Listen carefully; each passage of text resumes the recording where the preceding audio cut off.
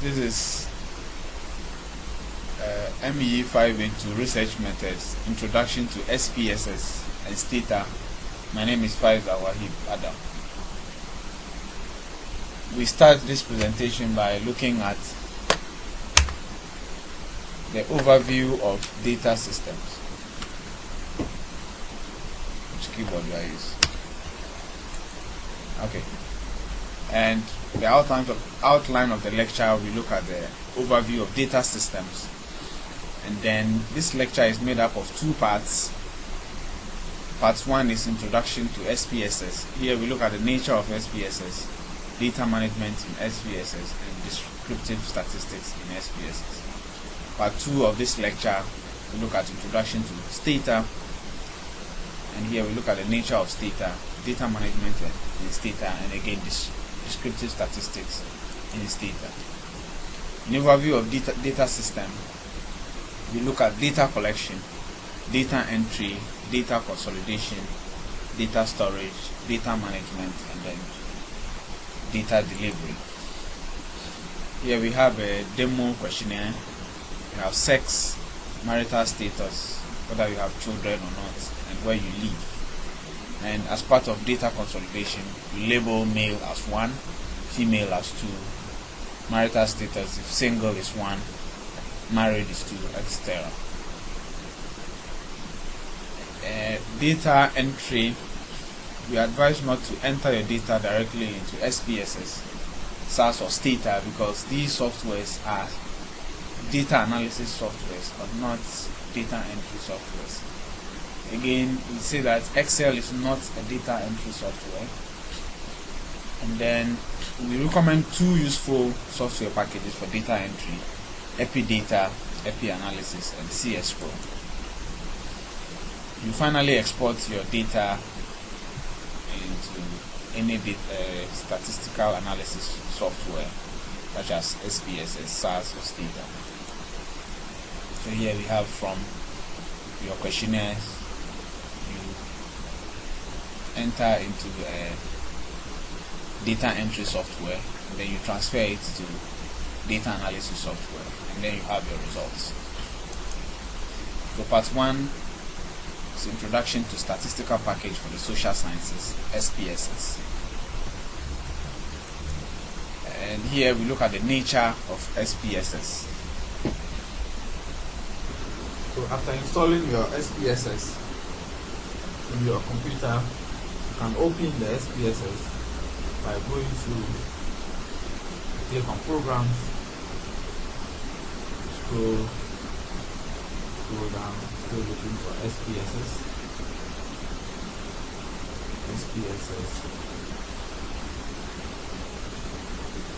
and then you can click on SPSS. If you have a shortcut, you can click on that or double click the SPSS. Then here we close this. So if you open the SPSS window, that's the first thing you see. And here we have the data view and then the variable view. The variable view tells us you can type the name of the variable. You can type the name of the variable. Say you can type it here, say sex. Sex.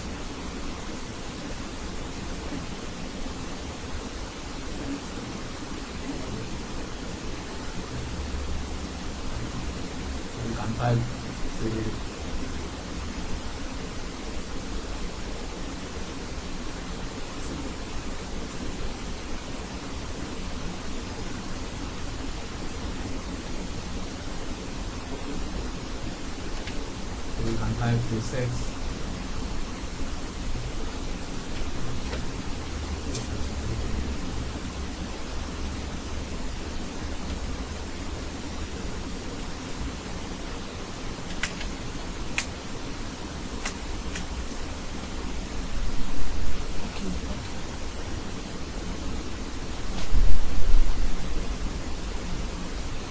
Sex, you can type the sex, marital status, whatever you want to type as the name of the variable.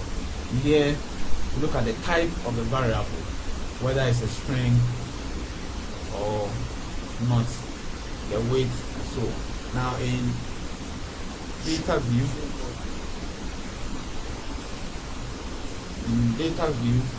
this gives us the variables, the particular variable. So if I take sex, you look at the first member, you see a male or a female. If it's a male, you can type 1 here. If it's a female, you can type 2, and so on and so forth.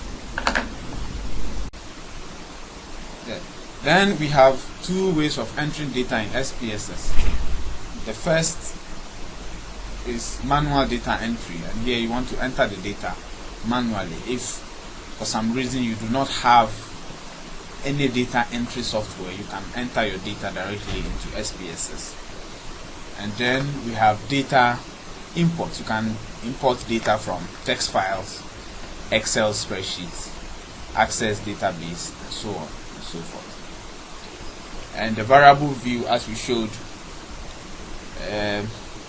you have the name of a variable,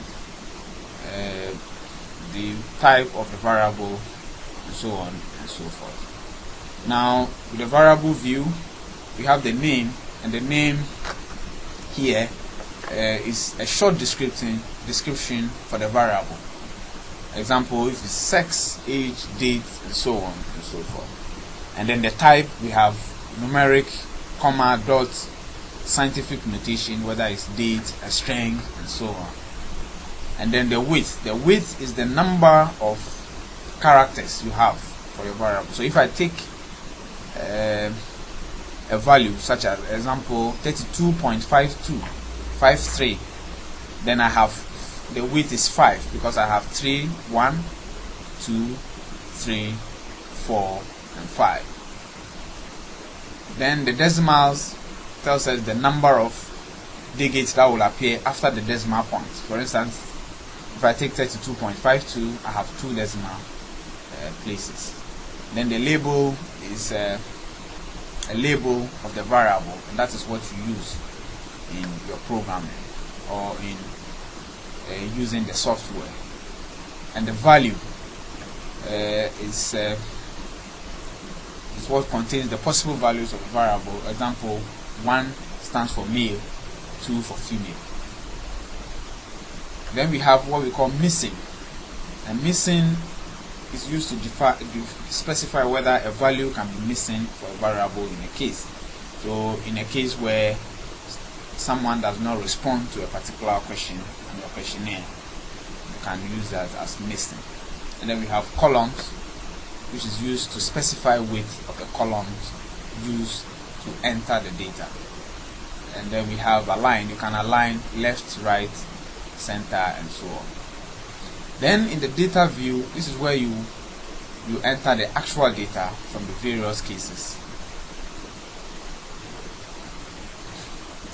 Then we look at descriptive statistics in SPSS. Here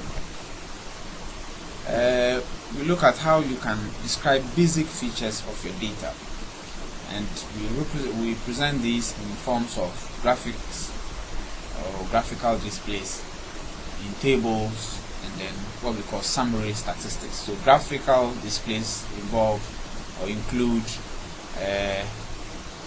line graphs, bar charts, pie charts, and so on and so forth. And tabular description is essentially tables, various types of tables. And in summary statistics, you are looking at the mean, the median, the mode, and so on. Yes, so let's see how you can open a data in SPSS. That is importing a data, or you open data. For instance, I want to open data. So I click on file, click on open, and then I want to open data. Here you see data, syntax, output, script. And here I want to open the data, and my data here, my data, I have a lot of data here. Let's say cars. These are SPSS data. And then you click open. Here we have the various variables. Let's click on the variable, and we have miles per gallon. We have the engine display. You can click on this to look at engine displacement, and then you have horsepower, so on and so forth. So these are the variables that you have. So here we have only 9 variables. 1, 2, 3, 4, 5, 6, 7, 8, 9. You click on the data. So if you take the first miles per hour, the first is 80 miles per hour. The engine displacement in cubic inches is 350, and so on. So for the horsepower is 165. The weight, the acceleration, the year, or the lifespan. So the origin, the silicon. Now here in this, we've sent this document to you, GLSS 567, that's housing characteristics, and that is what we're going to use in this class. And so let's open our GLSS 5. We click on File, again open, Data. We browse to, I don't know where you have.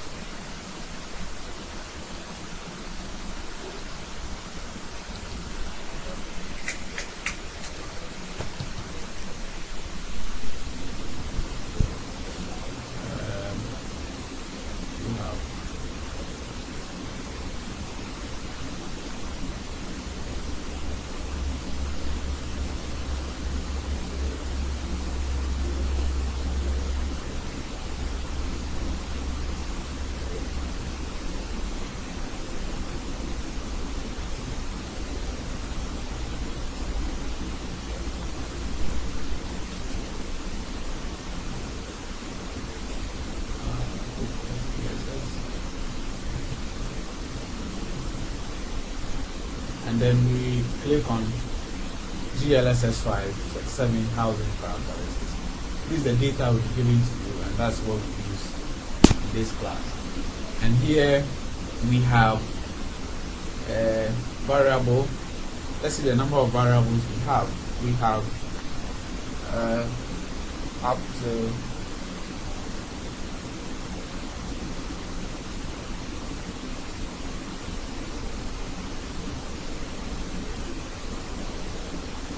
we have 69 variables, and then you can always look at the name of the variables. If I take the first variable here, we have classed, we have house, that is the cluster number. We have the house, you can look at the label, household, identity, the region, household numbers, so on and so forth. So let's solve one example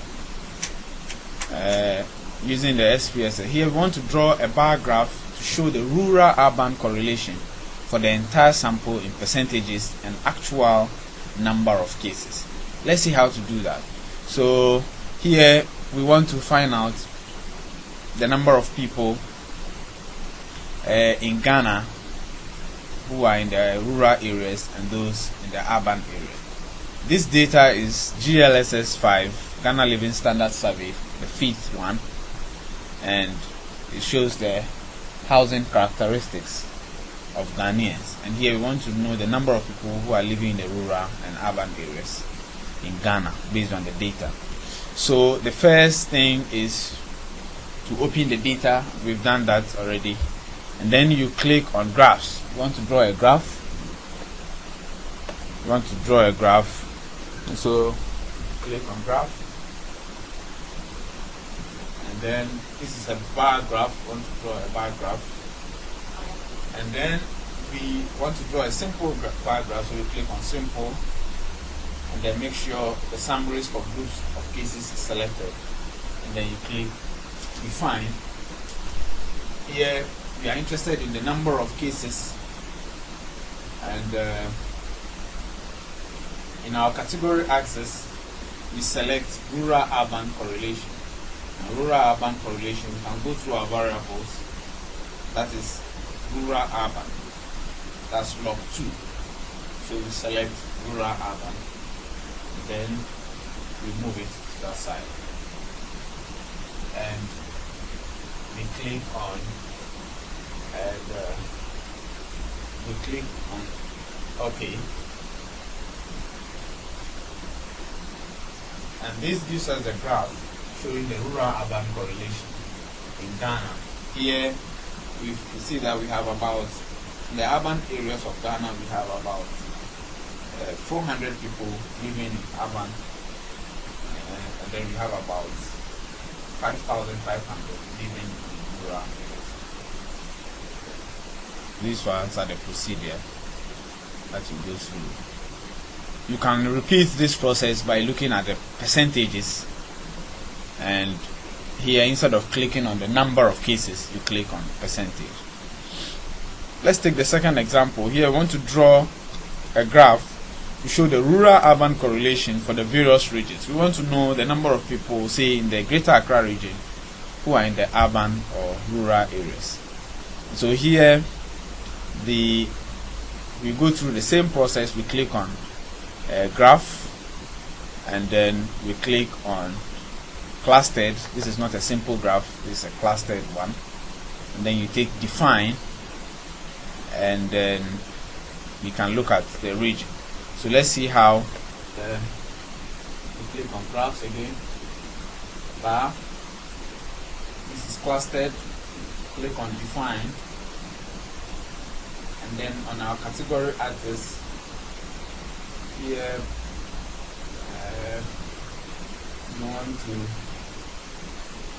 we select region, and then we move the region. We first select on our category axis, and then the cluster by rural urban.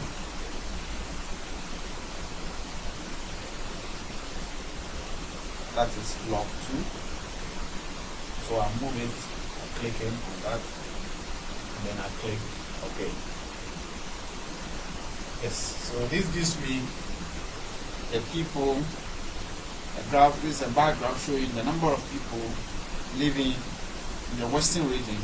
Shows me it is in the Greater Accra region that you have most of the people in the urban area, and here in the Ashanti region, it's like the number of people living in the rural and urban areas of the Ashanti region are almost the same. In the northern regions, even apart from Greater Accra region and then the Ashanti region, the other regions have more people living in the urban areas than the rural areas. Is by clicking on percentage. Yes, we take a third example. Here we draw a graph showing the variation in cooking fuel in the urban areas of the Greater Accra region. Here we want to find out how many people in the urban areas, what is the variation of the people in the Greater Accra region who use cooking fuel in the urban area of the Greater Accra region. Okay, so here we have to find out what variable, what is the value of Greater Accra region in our variable region. So, and then we also have to find out what is the value label of our variable urban. Okay, so we do that. So here you click on this, the value labels, you find that Greater Accra region is labeled 3. Greater Accra region is labeled 3. Now if I take rural urban, that is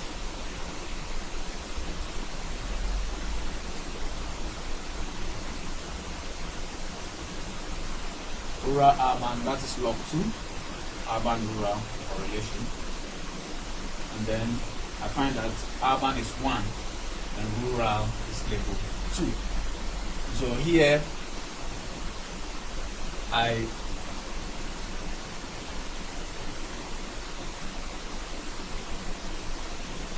want to draw a graph. This is a table. We want to draw a table showing the rural-urban correlation. And so here we click on data, and then we look at the conditions that are satisfied. We want to make sure that, so we click data, and then we select cases. Here we have two cases. The region should be the Greater Accra region, and we are looking at urban areas. So we select cases. So we say if condition satisfied. Now we say if region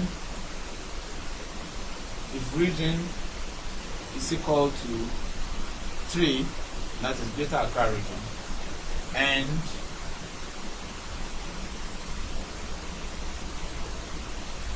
the locality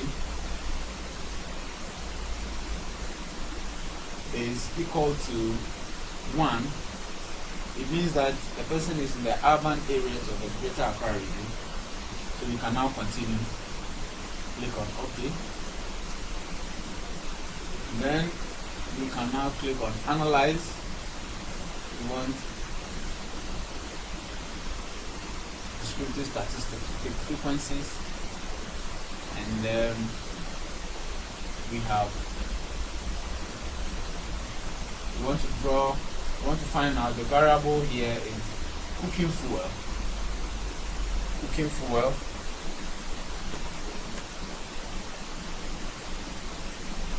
Or main fuel for cooking. So we go to main fuel for cooking. We move it here, and then we click on OK. Yes. So this gives us a table showing the variation of usage of cooking fuel in the urban areas of the Greater Accra region. And here, this shows us that most of the people in the urban areas of the Greater Accra region use charcoal. About 50% use charcoal as their main fuel for cooking, and only about 13% use electricity. And then apart from charcoal, we have about 396, that's about 35.3% using gas as their main fuel for cooking.